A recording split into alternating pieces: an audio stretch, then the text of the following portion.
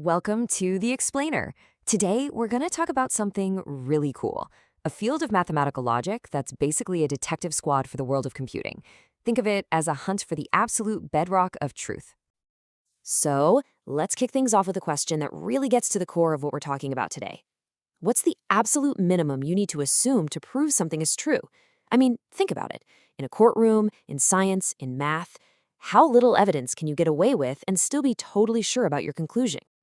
And it's this exact question that turns mathematicians into detectives. For them, a proven theorem, that's a solved case. And their clues, those are the starting assumptions, what they call axioms. These are just the fundamental truths you have to accept without proof to even get started. But here's where it gets really interesting. The central mystery isn't just proving the theorem. It's not just solving the case. It's about finding the weakest possible clues that still solve it. We're talking about boiling a proof down to its absolute logical essence. So to tackle this meta-mystery, right, mathematicians came up with a field that just completely flips the script on how you'd normally prove something. Instead of going forward from A to B, they start at the end, at B, and work their way back to A. And this field is called, you guessed it, reverse mathematics. The name really says it all. Instead of starting with a bunch of axioms to build a proof, these logical detectives, they start with the answer, the solved case, the theorem, and they work backward to find only the clues, the axioms, that were absolutely essential. And the process is it's brilliantly simple, really. You start with something you already know is true, like a big, famous theorem. Then you start tracing its logical steps backward. You just strip away everything that isn't absolutely 100% necessary until all you have left is the bare bones foundation that the whole thing rests on. Okay, so within this already cool field, there's this elite specialist unit, like the best of the best. And they're not just looking for the necessary clues. No, they're on the hunt for the absolute faintest whispers of evidence, the tiniest assumptions that can still crack the biggest, most complex cases in the world of computing. And this is bounded reverse mathematics, or BRM for short. Their whole mission is extreme minimalism. We're talking about finding the absolute rock-bottom, weakest possible set of axioms you need to prove the major theorems in computation. It's about as bare bones as you can get. So this is a really important distinction, right? General reverse mathematics finds the necessary axioms. But bounded reverse mathematics, BRM, it pushes way, way further. It's not just about what you need, it's about the absolute least you can possibly get away with. And it does this by focusing specifically on computational problems and using these super weak logical systems they call bounded arithmetic. Okay, so you might be thinking, why this obsessive focus on weak axioms? Who cares?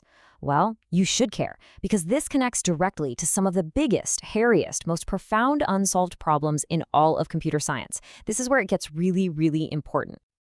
Here's the key idea, the big aha moment. The strength of your axioms, the stuff you assume at the beginning, is directly tied to how complex the proof is. And complex here is a stand-in for long or computationally expensive. So if you can use weaker axioms, you can often find a path to proofs that are way more efficient. And this is the incredible breakthrough. What BRM discovered is that if you can prove a theorem using these special, super weak axioms, it means you can actually create computationally short and efficient proofs for it. It's a direct bridge between abstract, high-level logic and real-world computational power. It's amazing. And the stakes here are they're huge. This isn't just some philosophical exercise for mathematicians.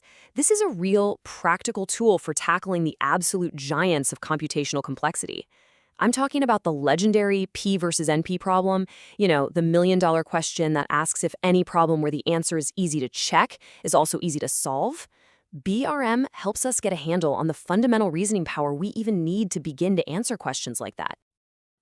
This whole modern search, it's really just the latest chapter in a story that's been going on for over a century. It's part of this grand, epic quest for the very foundations of mathematics itself. So this whole journey really kicked off back in the early 1900s. You had this guy Hilbert with this incredible dream of creating a single, perfect formal system for all of mathematics. Now, of course, Gödel and his famous incompleteness theorems came along and showed that, that original dream had some pretty serious limits. But that setback actually sparked the entire field of proof theory. And you can absolutely think of bounded reverse mathematics as the modern computational heir to that grand ambition. So, to bring it all home, bounded reverse mathematics is our ultimate logical detective. It's the thing that connects the pure, abstract world of math to the real, concrete power of computation. It's helping us figure out not just what's true in our digital world, but what's the absolute bare minimum we need to assume to prove why it's true. And that leaves us with a really fascinating thought to chew on. If the answers to our biggest, most complex computational puzzles really do rest on the simplest, weakest possible truths, then what have we been overlooking this whole time?